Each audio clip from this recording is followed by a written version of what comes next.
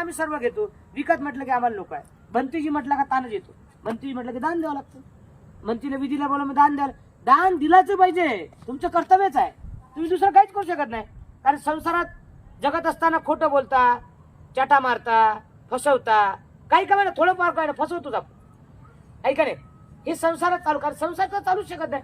तुम्ही का संदेश आहात का? नाही ना. हे सर्व करत असताना भगवान बुद्धाने, बाबासाहेबांनी तुम्हाला एक ऑप्शन दिलं की तुम्ही ज्याही विहारात गेले, 1 रुपया का म्हणा तुम्ही तो दान टाकला. ती परंपरा आहे आपली, संस्कृती आहे आपली. कारण तुमच्या दानावरतीच ते सेंटर चालत असते, तुमच्या दानावरतीच ते विहार चालत असते, तुमच्या दानावरती प्रशिक्षण सेंटर चालत असते. आणि तुम्ही जर दिलं तर तुम्हाला सुद्धा आनंद वाटते की माझं याच्यामध्ये काहीतरी हिस्सा आहे. तुम्हाला माहित आहे, थायलंड, जपान, श्रीलंका या देशातील लोक 100% कमावतात, 90% हिस्सा विहाराला दान करतात आणि 10% हिस्सा स्वतःला ठेवतात. पेन्शन झाली तर 90% पेन्शन विहाराला देतात. कशामुळे माहित आहे तुम्हाला? म्हातारपणात ते कमरेला चाबी घेऊन नाही फिरत. मुलाचं लग्न झालं नाही झालं की कमरेची चाबी ते सुनीला देतात आणि तिला सांगतात मी आतापर्यंत हा संसार सांभाळा, याच्या पुढे तुला सांभाळायचं.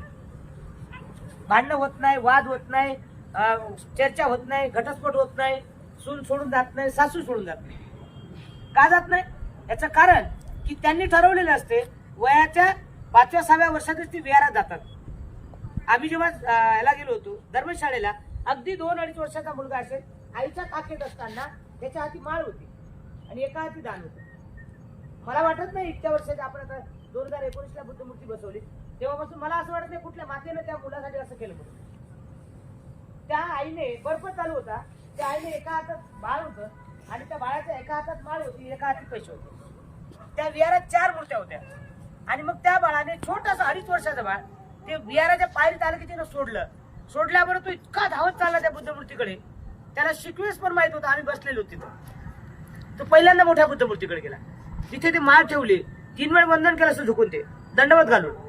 आम्हाला येते का दंडवत? येते आम्हाला, येते दंडवत?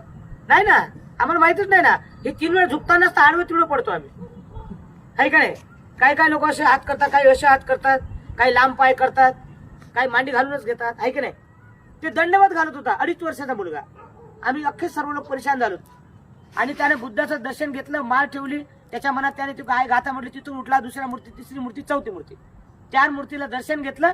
त्याची आई दर्शन घेत होती, कोणी कोणाला बघत नव्हतं. दर्शन घेऊन 2 मिनिटं मेडिटेशनला आमच्या बाजूला बसला आणि उठून लगे आईच्या काखेत बसून घरी गेला. आमचा मुलगा करतो का विहारात येऊन? आमचे लोक, हजारो लोक येतात तिथे, बुद्धमूर्तीकडे वंदन करतात. तिथून वंदन केलं की इकडे बघतात भंतीजी, त्यांना वाटलं कोण भंतीजी लहान बिन बसलेला आहे का असं.